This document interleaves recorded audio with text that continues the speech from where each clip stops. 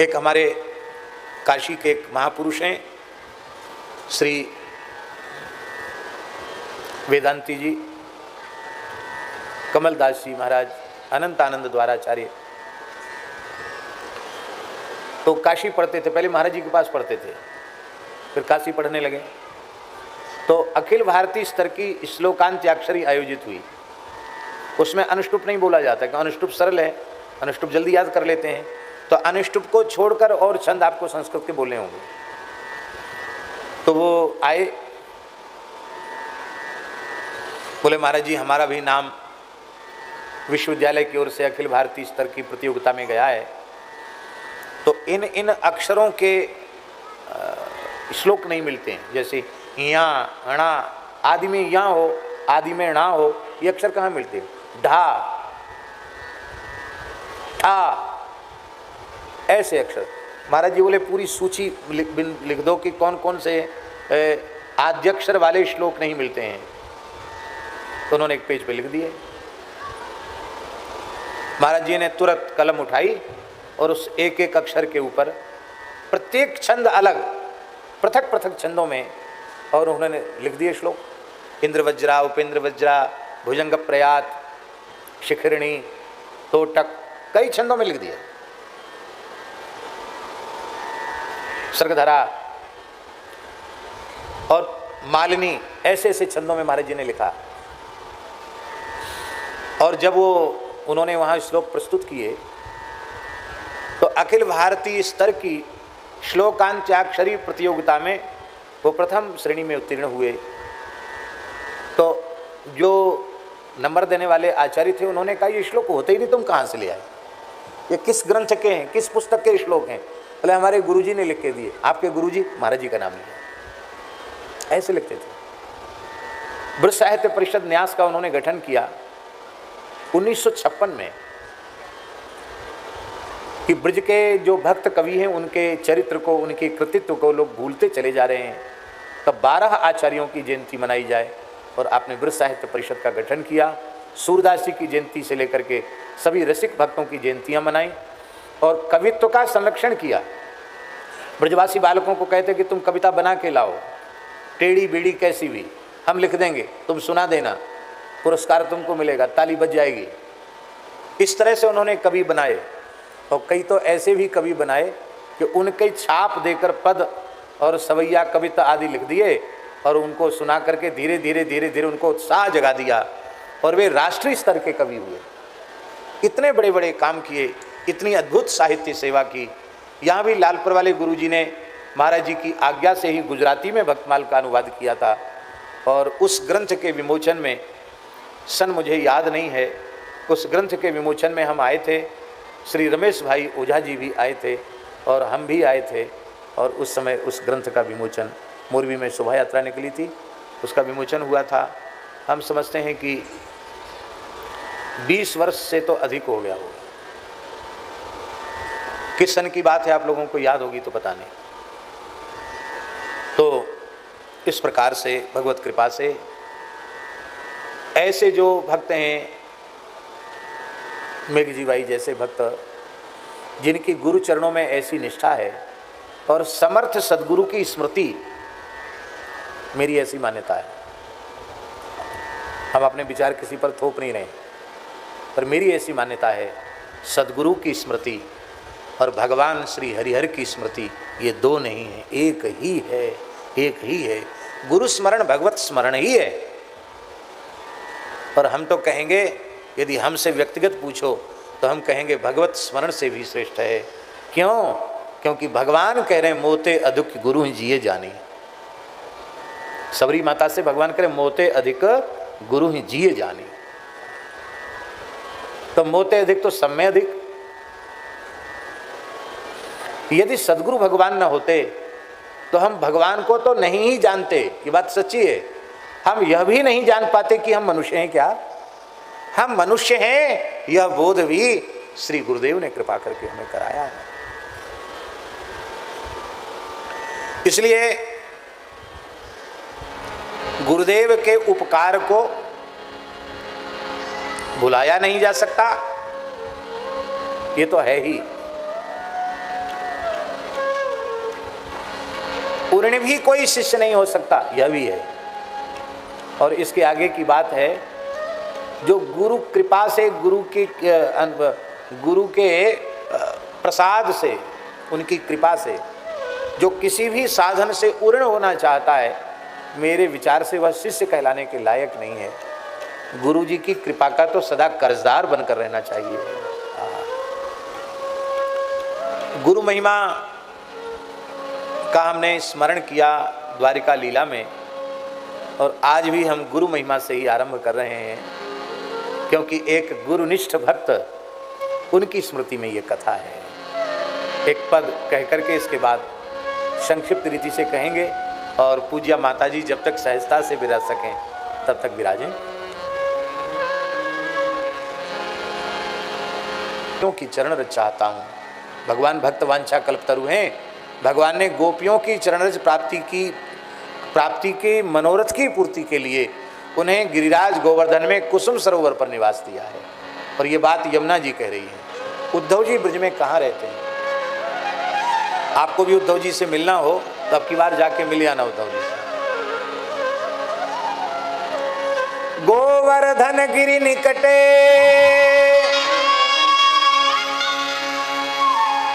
गोवर्धन गिरि निकटे, सखी स्थले तद्रजः कामः तत्रत्यांकुरवल्ली रूपेणास्ते स उद्धवो नूनम्। श्री गिरिराज गोवर्धन के निकट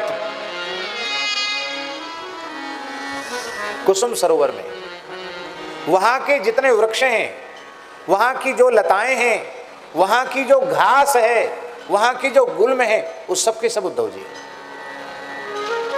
और ये भगवान की नित्य रास स्थली, आज भी नित्य रास वहां होता है। हमारे पूज्य गुरुदेव कहते थे कि धर्म सम्राट स्वामी श्री कृपात्री जी महाराज जब भी ब्रज में आते थे, वृंदावन प्रतिवर्ष आते थे वो, तो गिरिराज जी जरूर जाते और कुसुम सरोवर जाते। उस समय गाड़ियों के सब जगह बढ़िया रास्ता नहीं थे, दूर गाड़ी खड़ी करके कुसुम सरोवर जंगल में स्वामी जी जाते थे, ब्रह्मचारी को अपना दंड दे देते थे और एक एक वृक्ष से लिपट लिपट कर कृपात्री जी रोते थे, एक एक लता को प्रणाम करते थे, एक एक वृक्ष को प्रणाम करते थे।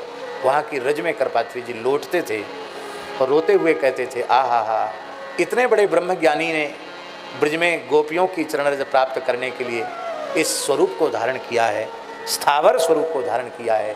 हे उद्धव जी, आपके भाव को प्रणाम है। आलिंगन करते थे स्वामी कृपात्री जी। इसको कहते हैं शास्त्र वचनों में श्रद्धा। स्कंद पुराण में लिखा है, इसका मतलब वहां जितने वृक्ष हैं सब उद्धव जी, जितनी लताएं सब उद्धव जी हैं, वहां के घास का एक एक तृण उद्धव जी है। वहीं चलो सब, वहीं कीर्तन करो।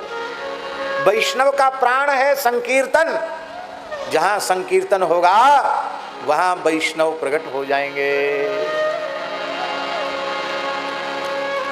अब तो सब पहुंच गए वहीं कुसुम सरोवर के तट पर।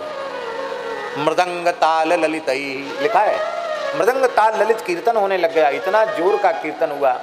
कीर्तन में दो रस प्रधान होते हैं, एक शांत रस और एक करुण रस। शांत रस में जब तक कीर्तनकार स्थित नहीं होगा तब तक उसकी वृत्ति संयत नहीं होगी, इधर उधर भागेगी वृत्ति, तो भगवान की लीला का, भगवान के स्वरूप का अनुभव उसको नहीं होगा। और अब वृत्ति शांत हो गई, तब आर्त स्वर में प्रभु को पुकारे। हमारे सौराष्ट्र की धरती के एक महान संत संकीर्तन सम्राट श्री प्रेम भिक्षु जी महाराज कहा करते थे कि कीर्तन नहीं, आर्तनाद, आर्तनाद। आप आर्त स्वर में नाद करो, प्रभु को पुकारो। अब तो सब कीर्तन करने लगे, थोड़े मोड़े कीर्तनकार नहीं है वहां महाराज। 16,100 तो रानियां हैं, बजनाभ जी हैं, परीक्षित हैं, पर प्रजा के लोग हैं, न जाने कितने ऋषि मुनि महात्मा हैं। इतनी बड़ी संख्या में लोग एक स्वर से भगवान को पुकारेंगे, कितना आनंद होगा। श्री कृष्ण गोविंद हरे मुरारे, हे नाथ नारायण वासुदेव। श्री कृष्ण गोविंद सभी गाइए। हे नाथ नारायण वासुदेव। श्री कृष्ण गोविंद हरे मुरारे। हे नाथ नारायण वासुदेव। श्री कृष्ण गोविंद हरे मुरारे। हे नाथ नारायण वासुदेव। श्री कृष्ण गोविंद हरे मुरारे। हे नाथ नारायण वासुदेव। श्री कृष्ण गोविंद हरे मुरारे। हे नाथ नारायण वासुदेव। हे नाथ नारायण वासुदेव। हे नाथ नारायण वासुदेव। हे नाथ नारायण वासुदेव। हे नाथ नारायण वासुदेव। श्री कृष्ण गोविंद हरे मुरारे। हे नाथ नारायण वासुदेव। कृष्ण गोविंद हरे मुरारे। हे नाथ नारायण वासुदेव। गिरिराज जी की शिलाएं पिघलकर बहने लगी। आप अब की बार जाकर देखना, कुसुम सरोवर में गिरिराज जी का दर्शन नहीं है। उस क्षेत्र में आप भीतर जाएंगे जंगल में, वहां गिरिराज जी का दर्शन नहीं, बहुत थोड़े थोड़े चिन्ह हैं। उसमें भाव यही है, कुछ संकीर्तन में गिरिराज जी की शिलाएं पिघल कर बह गई और लता गुल्म के मध्य से उद्धव जी प्रकट हो गए। बोलो श्री उद्धव जी महाराज की जय। उद्धव जी ने कथा कही। कितने दिन की कथा कही? 1 महीना कथा कही उद्धव जी ने। सप्ताह कथा नहीं, मासिक प्रवचन किया उद्धव जी ने। और स्कंद पुराण में माता जी लिखा है कि 4 प्रकार के पारायण उद्धव जी ने बताए हैं भागवत जी के। सात्विकम मासिकम प्रोक्तम। 1 महीना अथवा 1 ऋतु में जो कथा कही सुनी जाएगी वो सात्विक पारायण है। सप्ताहम राजसम स्मृतम। सप्ताह पारायण को उद्धव जी ने राजसी पारायण कहा। और विस्मृति स्मृति संयुक्तम तत्तामस मुदाहृतम। जिसमें दिन का कोई नियम न हो, कुछ दिन हो गया, कुछ दिन बंद हो गया, फिर शुरू हो गया, अथवा आजकल जैसी कथाएं हो रही, विस्मृति स्मृति संयुक्त। आप लोग बुरा नहीं मानना, बड़े प्रसिद्ध वक्ता, जो विश्व प्रसिद्ध वक्ता हैं, कई बार उनकी कथा में भी 3-4 दिन तक तो आपको पता ही नहीं चलेगा कि किस ग्रंथ की कथा हो रही है, क्योंकि वो इतना अधिक विस्तार हो जाता है इधर उधर की भूमिका का कि मूल ग्रंथ का पता ही नहीं चलता क्या कहा जा रहा है। जिस दिन जन्म होगा उस दिन पता चलेगा क्या जन्म है, उसके पहले कथा का ही पता नहीं चलेगा।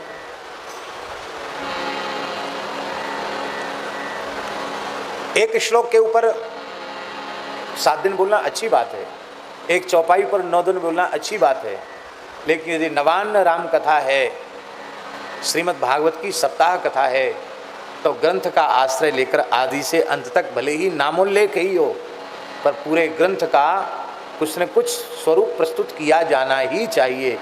नहीं तो ग्रंथ का तिरस्कार है, ग्रंथ का अनादर है। एक और परंपरा चल गई, अरे वो तो पोथी नहीं खोलते हैं। अरे भाई, पोथी नहीं खोलते, ये कोई विशेषता हुई क्या? तो पोथी रखी क्यों गई? ये अक्षर ब्रह्म है, इसका नेत्रों से दर्शन होना चाहिए। हम कोई पुस्तक बांच के नहीं सुनाते हैं, लेकिन हमारे गुरुजनों ने हमें सिखाया है कि ग्रंथ का पूजन भी होना चाहिए और मूल ग्रंथ सामने रख करके ही प्रवचन होना चाहिए। नहीं, कई बार क्या होता है, हम लोग मनुष्य हैं, भूल हो जाती है। कई बार कुछ पाठांतर अपने मन से हम लोग कर लेते हैं और कई बार अन्यथा श्लोक ही हम लोग बोलने लग जाते हैं। कोई ग्रंथ के प्रति अपराध है। ग्रंथ में जो लिखा है उसको ज्यों का त्यों कहना चाहिए, आवश्यक है। तो वर्तमान के जो आयोजन हैं, जो वर्ष में महीना में पूरे हों और कोई क्रम न हो, कई 5 दिन में हो जाएं पूरे, कई 7 दिन में पूरे हो जाएं और पूरे क्रम को न कहा जाए, उसको उद्धव जी ने तामसी पारायण कहा।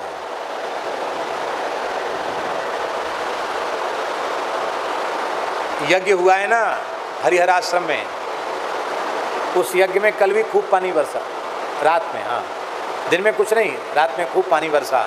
हम वहाँ थे, वहाँ भी बरसा। वहाँ यज्ञ की पूर्णाहुति पर पानी बरसा और यहाँ यज्ञ के आरंभ में जल बरस रहा है। क्या ठाकुर जी की दया है। ये जल नहीं बरस रहा है, रस बरस रहा है। इसलिए आप लोग इतने बढ़िया पंडाल में बैठे हो कि इसमें पानी नहीं आएगा। आराम से प्रेम से कथा सुनो। तो महाराज जी, निर्गुण पारायण क्या है? चौथा पारायण निर्गुण पारायण है। आहा, क्या बढ़िया बात। कहते गुणातीत वक्ता और गुणातीत श्रोता का जो पारायण है वो निर्गुण पारायण है, जिसमें कोई लौकिक पारलौकिक भोग की कामना नहीं है।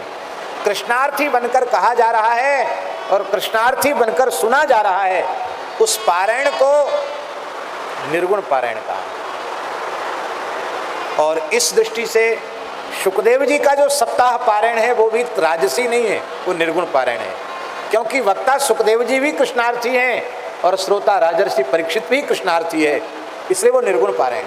कहने का आशय ये है कि यदि हम भगवत प्राप्ति के अतिरिक्त किसी कामना की पूर्ति के लिए कर सुन रहे हैं तो राजसी तामसी हो जाएगा, किंतु केवल यही संकल्प है कि भगवान के चरणों में हमारा प्रेम हो जाए। अर्थ न धर्म न काम रति रुचि गति न चाहूँ निर्वाण जन्म जन्म रति राम पद यह वरदान न आन। यदि ऐसा भाव हमारा भीतर से बन गया है तो हम राम कथा कहें चाहे कृष्ण कथा कहें, सब निर्गुण पारायण हो जाए। हम तो ठाकुर जी से प्रार्थना करते द्वारकाधीश प्रभु से कि हम लोगों का संपूर्ण जीवन ही निर्गुण पारायण हो जाए। जो कुछ कहें सुने वो सब निर्गुण पारायण हो जाए। और सच्ची बात है,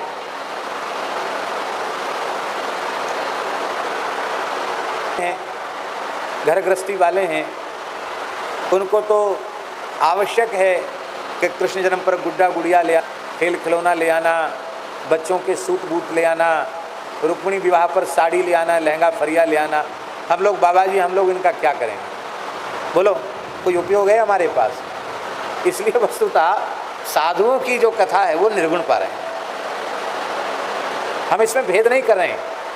परम श्रद्धेय पूज्यपाद श्री डोंगरी जी महाराज ने जीवन भर कथा कही, पर मैं हृदय से मानता हूँ पूज्यपाद डोंगरे जी बापू की पूरे जीवन की कथा निर्गुण पारायण थी, क्योंकि इसमें दूसरा कोई प्रयोजन ही नहीं था।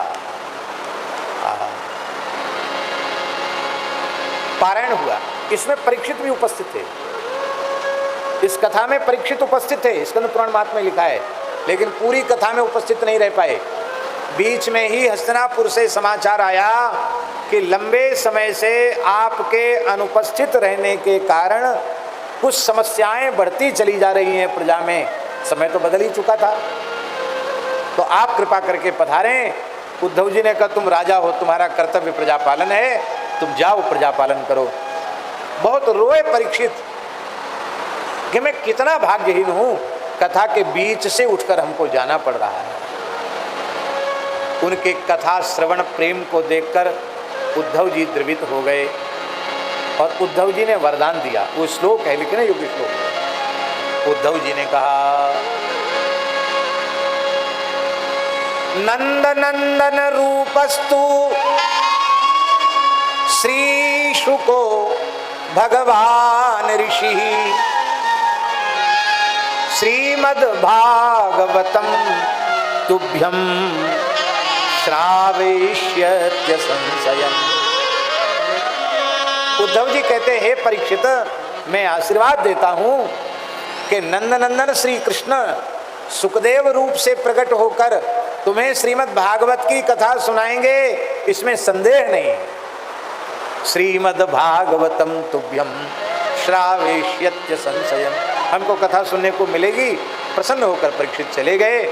और इस कथा की, मासिक कथा की जब पूर्णाहुति हुई तो राधा रानी और ब्रज देवियों के सहित भगवान प्रकट हो गए कथा में। और भगवान श्री कृष्ण की 16,100 रानियां, वो भी गोपी स्वरूप धारण करके रास में सम्मिलित हो गईं। सब श्रोता कथा के जितने थे वो सब के सब भगवान की लीला में प्रविष्ट हो गए। और वज्रनाभ जी वज्र चिन्ह के रूप में भगवान श्री कृष्ण के दाहिने चरण में प्रतिष्ठित हो गए। ये भागवत महात्म्य का आशय ये है कि भगवान की नित्य लीला में प्रवेश करना हो, भगवान का कभी वियोग व्याप्त न हो ऐसी अभिलाषा हो, और भगवान के चरण कमलों में प्रतिष्ठित होने की इच्छा हो, तो श्रीमद् भागवत का आश्रय लेना चाहिए। एक श्लोक और कह देते स्कंद पुराण के महात्म्य का, लोभ आ रहा है मन में, भागवत का वक्ता कैसा होना चाहिए में है, पर यहां जो है वो विशेष लक्षण है।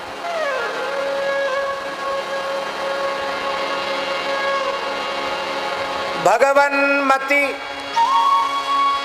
रनपेक्षः,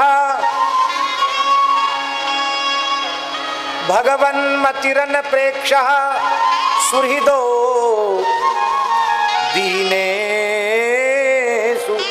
सानुकंपो यः बहुधा बोधन चतुरः वक्ता सम्मानितो मुनि। उद्धव जी कह रहे हैं इन लक्षणों से युक्त वक्ता ऋषि मुनि महात्माओं के द्वारा भी सम्मानित पूजित होता है। क्या है? वक्ता का पहला लक्षण है कि उसकी बुद्धि भगवान में लगी हुई होनी चाहिए, भगवन्मति ही। आवश्यक नहीं कि हम लोग सालों भर कथा कहते तो भगवान में बुद्धि लगी हो। कई बार कथा दिन रात कहते हैं, बुद्धि ईंट पत्थर में लगी रहती है, बुद्धि रुपया कौड़ी में लगी रहती है, बुद्धि मान बढ़ाई पद प्रतिष्ठा में लगी रहती है, भगवान में बुद्धि नहीं लगती। हमारे महाराज जी एक बात विनोद में सुनाते थे। बोले एक पंडित जी कथा कहते थे, इतनी बढ़िया कथा कहते थे कि श्रोता बहुत रोते थे उनकी कथा में। तो एक बुढ़िया माता जी बैठी थी, उन्होंने पंडित जी की पधरावनी अपने घर पे की। बोले आप बहुत अच्छी कथा बांचने आए, बहुत अच्छी कथा बांची आपने। सब रो गए, इतनी बढ़िया कथा, सब रो गए, सबकी आंख में आंसू था। आप क्यों नहीं रोए? आप क्यों नहीं रोए? सब रोए लेकिन आप क्यों नहीं रोए?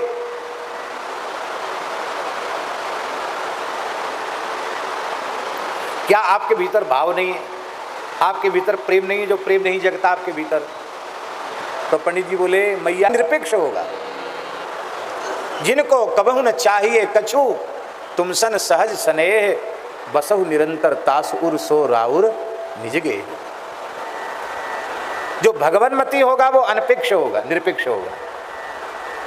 सुहृदा, सभी का सच्चा हितैषी होगा।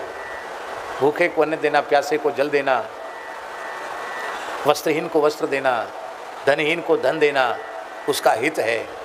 लेकिन उसे भगवत प्राप्ति के पथ पर अग्रसर कर देना उसका परम हित है। सुहृद माने परम हितैषी। और एक विशेष लक्षण है दीनेषु सानुकंपो यः। ऐसा भगवान में लगी हुई बुद्धि वाला वक्ता निरपेक्ष होता है, सबका सच्चा हितैषी होता है, और दीनों पर विशेष कृपा करने वाला होता है।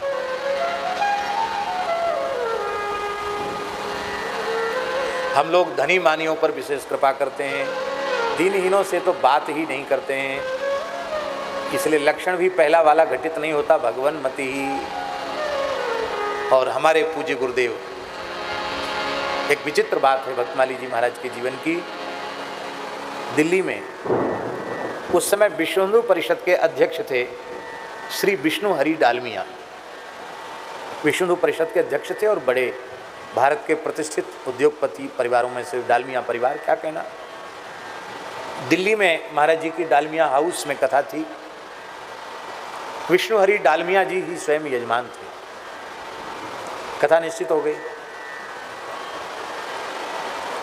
उसी समय बुंदेलखंड के एक छोटे से गांव बंधा नामक गांव के एक अत्यंत निर्धन व्यक्ति ने, जो साग सब्जी लगा करके उसको बाजार में बेचकर अपना गुजारा करता था, ऐसा अत्यंत गरीब आदमी टूणा भगत टूणा माते, उसने एक पंडित जी के माध्यम से, शुक्ला जी के माध्यम से 15 पैसे का पोस्ट कार्ड लिख करके डाल दिया महाराज जी को कि मिति इतने से इतने तक कथा बाँचवे की कृपा करें, मैं गरीब आदमी हूँ, आपको छोड़कर मेरे मनोरथ की पूर्ति कोई नहीं कर सकता। महाराज जी ने पत्र पढ़ा और तुरंत एक अंतर्देशी विष्णु हरि जी को लिखा और कहा कि भगवान ने आपको समर्थ बनाया है। हमारा तो रंग रूप और हमारे कहने की शैली भी उतनी बढ़िया नहीं है, आपके यहाँ बड़े से बड़ा वक्ता उपलब्ध हो जाएगा। आप इन तिथियों में यदि कथा कराना चाहते हैं तो किसी अन्य वक्ता को आमंत्रित करके श्रवण करें, और मैं इन तिथियों में गांव में एक प्रेमी भक्त है उसके यहाँ जा रहा हूँ। माता जी इतना गरीब आदमी था कि पाठ कर को क्या दक्षिणा देगा। तो महाराज जी के एक शिष्य थे, मास्टर थे वो, पंडित श्री राम स्वरूप जी, उनको महाराज जी ने पत्र लिख दिया कि आपको छुट्टी न मिले तो आप अपनी तनख्वाह कटा के मूल पारायण भागवत का कर देना, क्योंकि मूल पारायण विधि पूर्वक होना चाहिए। हाँ, हमारी सेवा भी थी और भागवत जी का मूल पारायण कर देना। तो वो संयोग की बात थी, उस समय उनको छुट्टी नहीं मिली, तो तनख्वाह कटा करके वो वहाँ पहुँचे। महाराज जी पहुँचे, एक झोपड़ी के नीचे कथा थी, खेत में 2 समय कथा कहते, 8 घंटे कथा होती, 8 दिन की कथा हुई, एक दिन महात्म, 7 दिन की कथा। और जब कथा पूरी हुई तो गांव के पंच बैठ गए माता जी। वहाँ उस समय प्रथा थी, अब तो नहीं है प्रथा, उस समय बुंदेलखंड में प्रथा थी कि पंच निर्णय करते थे वक्ता को क्या दक्षिणा दी जाए। इसके ऊपर पंचायत होती थी। गुजरात में शायद ऐसा कभी ना हुआ होगा, क्योंकि गुजरात तो बहुत समृद्ध है। वो पंचायत इसलिए होती थी कि तुम ज़्यादा दक्षिणा दे दोगे तो हमको कथा करानी तो हम कैसे करेंगे, इसलिए रेट नहीं बिगड़ना चाहिए। इस विचार से पंच बैठ के निर्णय करते थे।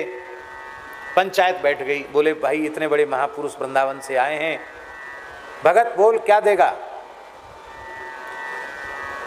उसने कहा,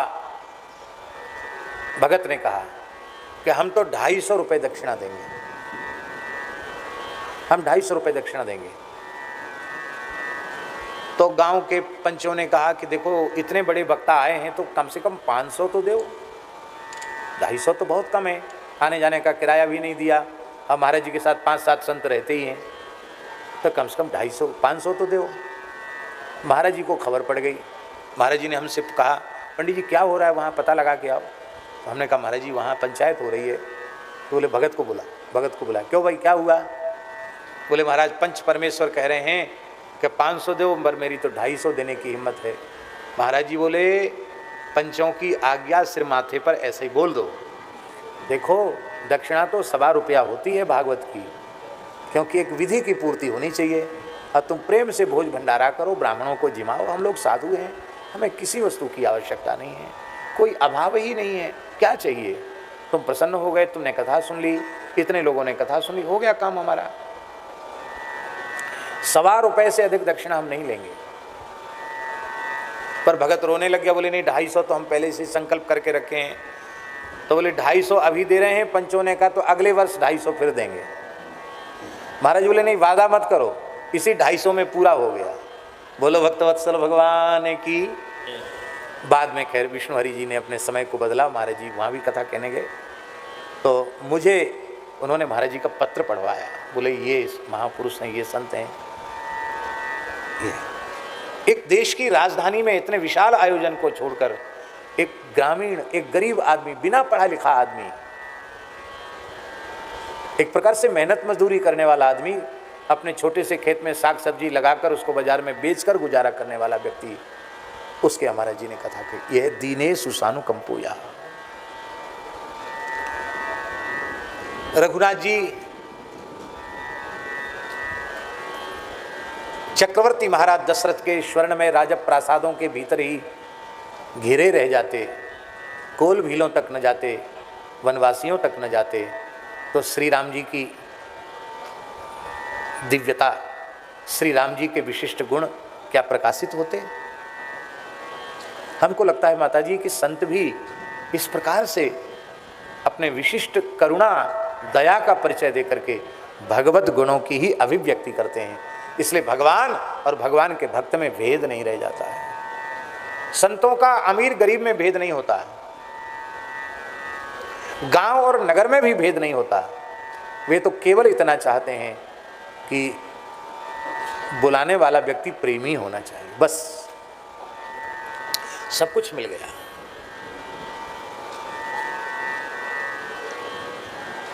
अच्छा एक बात बताओ, ईमानदारी से बताना, इस पूरे त्रिलोकी में ऐसा कोई व्यक्ति आज तक पैदा हुआ है जो भगवान की चर्चा का मूल्य दे सके?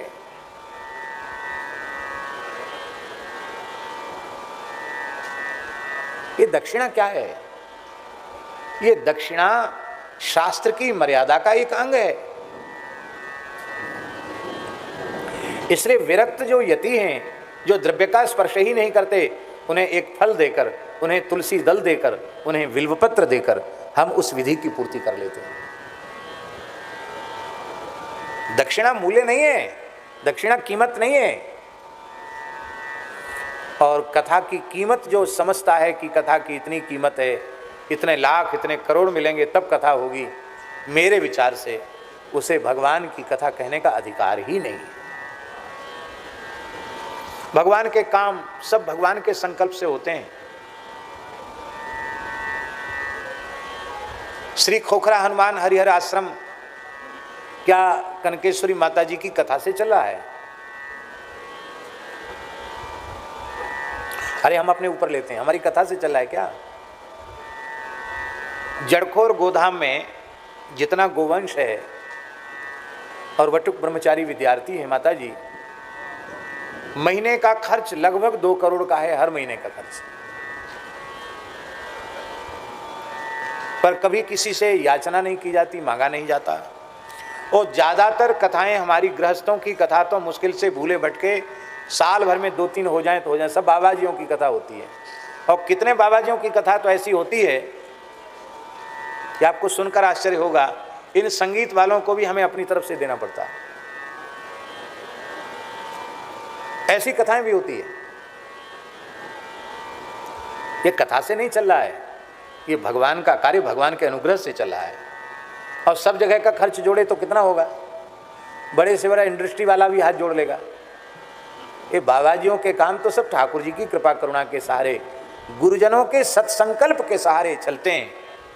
पूज्य गुरुदेव भक्तमाली जी ने भगवत धाम जाने के पहले उनके मुंह से वाक्य निकला था, अंतिम वाक्य उनका था एक प्रकार से, कोई भूखा न रह जाए।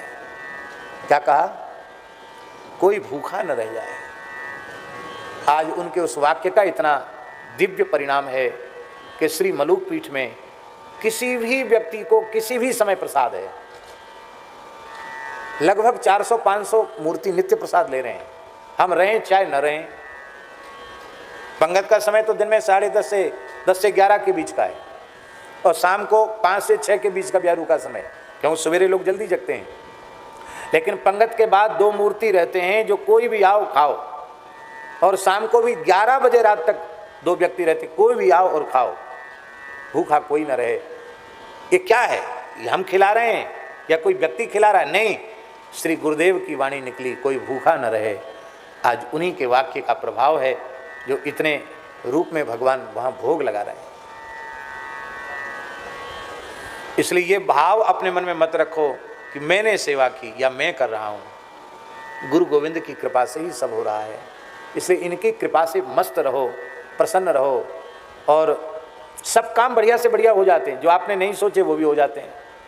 इस उत्सव में अभी जो गुरु महाराज का उत्सव हुआ 25 में समाधि का उत्सव जो हुआ, शायद ऐसा नहीं सोचा होगा जिससे जितना बढ़िया हो गया। कितने महापुरुष आए हैं। कल जगतगुरु शंकराचार्य भगवान ने अपनी कृपा करुणा की और प्रसन्न होकर खूब कम से कम 1 घंटे से ऊपर बोले वो। आखिरी में विश्व प्रसिद्ध व्यक्तित्व श्री धीरेन्द्र कृष्ण शास्त्री भी आ गए। यद्यपि जाने में उनको बड़ी तकलीफ हुई, बाद में फ़ोन से उनसे बातचीत हुई, लेकिन वो भी आ गए। इतने संत आ गए, इतने महापुरुष आ गए। वस्तुतः कर्ता कारिता भगवान हैं और भगवत स्वरूप गुरुदेव हैं। हम लोग तो लड़ुआ खाने वाले हैं। आनंद लेना है, प्रसन्न रहना है। और ऐसे ही जीवन के किसी के 50 वर्ष 55 वर्ष व्यतीत हो गए, किसी के 60-70 वर्ष व्यतीत हो गए। और अब कितना जीवन है वो भी ऐसे ही गुरु महाराज की कृपा करुणा के सारे व्यतीत हो जाएगा। कोई चिंता करने की आवश्यकता नहीं। करता कारिता भगवान, सबका भरण पोषण भगवान ही करते हैं, कोई किसी को खिलाने वाला नहीं है। जीव विश्वंभर नहीं हो सकता, विश्वंभर तो विश्वंभर हैं, द्वारिकाधीश ही विश्वंभर हैं, मनुष्य विश्वंभर नहीं हो सकता। सबका भगवान की लीला में प्रवेश हुआ। आहा, एक और कथा, बस उसको कह के, एक श्लोक कह के हम पूरा कर देंगे। देवर्षि नारद जी इस धरती पर पधारे। क्यों आए? क्योंकि ये धरा धाम है, भगवान के अवतार यहीं होते हैं, भगवान की लीलाएं यहीं होती हैं, इसलिए ब्रह्मलोक से देवर्षि नारद जी यहाँ आए। लेकिन नारद जी ने कहीं भी धर्म कर्म देखा नहीं। उनको लगा कलिना धर्म मित्रेण धरेयम वाधिताधुना, अधर्म से जिसकी मित्रता है, ऐसे कलयुग ने सारी धरती पर धर्म को बाधित कर दिया है। ऐसा लगता कि संपूर्ण साधन कली दावा नले नाद्य साधनम भस्मतांगतम, सारे साधन कली के दावा नल में जलकर खाक हो चुके हैं। अनेक तीर्थों में भी गए, श्रीरंगम, सेतु बंधन, द्वारिका, जाने कहाँ गए, लेकिन ना पश्चित कुश्चित धर्म मन संतोष कारकम, मन संतुष्ट होए ऐसा कोई सत्कर्म कहीं दिखाई नहीं पड़ा। अंत में उन्होंने विचार किया कि भगवान की अभी अभी जहाँ लीला संपन्न हुई है, चलें ब्रजभूमि में चलें। वहाँ जैसे ही नारद जी आए हैं, वहाँ नारद जी को बहुत शांति मिली, बड़ा आनंद मिला। लेकिन यमुना पुलिन में, ज्ञानगुदरी क्षेत्र में, यमुना जी के पुलिन में नारद जी ने एक दृश्य देखा। एक देवी रत्न सिंहासन पर बैठी हैं और अनेक देवियां उनकी सेवा में छड़ी छत्र चंवर आदि लेकर उपस्थित हैं। उनके सामने दो वृद्ध पड़े हुए हैं, दीर्घ श्वास प्रश्वास ले रहे हैं, अंतिम श्वास गिन रहे हैं, श्वासें गिन रहे हैं। पहले तो नारद जी ने सोचा यहाँ कोई कथा कीर्तन होगा, फिर इस दृश्य को देखा तो नारद जी आगे बढ़ने लगे। वो देवी उठ के खड़ी हो गई। सिंहासनासीना देवी उठ के खड़ी हुई और उस देवी ने कहा, भो भो साधो क्षणं तिष्ठ मच्चिंतामपि नाशय, दर्शनं तव लोकस्य सर्वथाघहरं परम।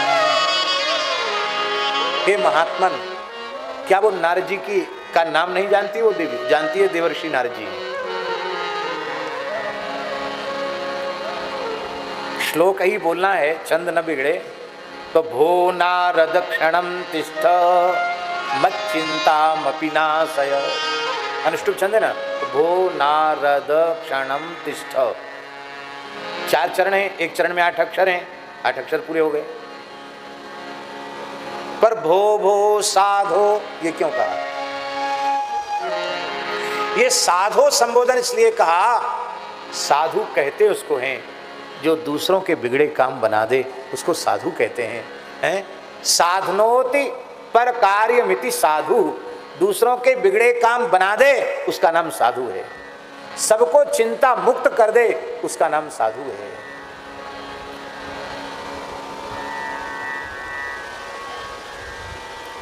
और साधुओं की एक विशेषता, हमारे रमन रेती वाले महाराज जी एक बहुत अच्छी बात बोलते हैं,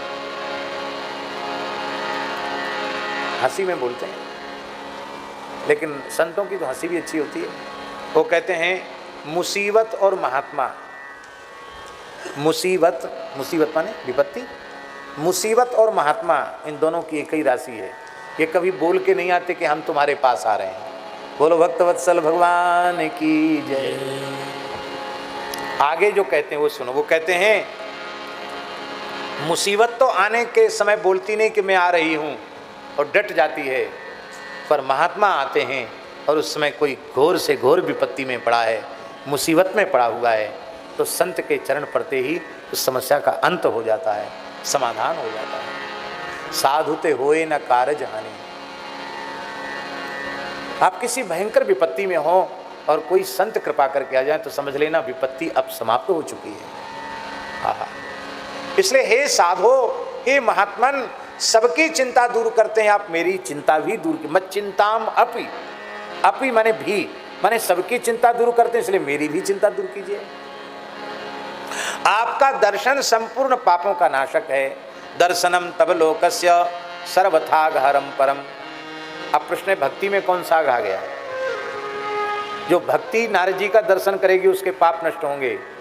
भैया भक्ति में अघ नहीं होता, भक्ति तो संपूर्ण अघों का नाश करती है। किंतु कामना दूषित चित्त वाला व्यक्ति जब भक्ति का आश्रय लेता है तो अपने मलिन वृत्ति के कारण भक्ति को भी मलिन बना देता है। इसलिए वो मलिनता संत दर्शन से नष्ट हो जाती है, क्योंकि संत परम निष्काम होते हैं, उनमें कामना नहीं होती। नारद जी ने कहा, पहले देवी तुम ये बताओ कि तुम्हारा नाम क्या है, ये देवियां कौन हैं, ये सामने पड़े हुए कौन हैं? कहा, मेरा नाम भक्ति है। द्रविड़ देश में मैं उत्पन्न हुई, कर्नाटक में मेरा विस्तार हुआ, कहीं कहीं महाराष्ट्र में मेरा विस्तार हुआ, और गुर्जर प्रदेश में मैं आई तो जीर्ण हो गई, पर वृंदावन का संयोग प्राप्त करके मैं नवीन स्वरूप वाली हो गई। यहाँ गुर्जरे जीर्णतांगता, इस संबंध में यह समझना चाहिए कि जब नारद जी और भक्ति का संवाद हो रहा था उस समय तक गुजरात में भक्ति जीर्ण थी, पर नरसिंह जी के प्रादुर्भाव के बाद गुजरात में भक्ति की जीर्णता समाप्त हो गई। आज तो भक्ति पूर्ण ही होती है गुजरात में। यहाँ के संकीर्तन में कल एक दिन हमने सुना था, भिखू भाई गढ़वी, भिखूदान गढ़वी, वे आए थे, कितने भाव से सुना रहे थे। यहाँ की माताएं, यहाँ के भाई लोग कितने प्रेम से संत वाणी गाते हैं, और उस संत वाणी में क्या नहीं है। गीता भागवत रामायण का सार तो इस संपूर्ण ब्रह्म ज्ञान, संपूर्ण तत्व ज्ञान संत वाणी में प्रतिष्ठित है। भक्ति युवान है, भक्ति बूढ़ी नहीं है। महाराष्ट्र में भी भक्ति क्वचिन क्वचिन महाराष्ट्र, तब तक क्वचित क्वचित महाराष्ट्र था जब तक संत ज्ञानेश्वर प्रकट नहीं हुए थे। संत ज्ञानेश्वर के प्रकट होने के बाद क्वचित क्वचित महाराष्ट्र नहीं है। महाराष्ट्र में आप वारकरी संप्रदाय की यात्रा देखो, वारी यात्रा देखो, वारकरी वैष्णवों की कीर्तन निष्ठा, कीर्तन भक्ति देखो, तो महाराष्ट्र भी क्वचित क्वचित नहीं है। पर एक बात हम कहें,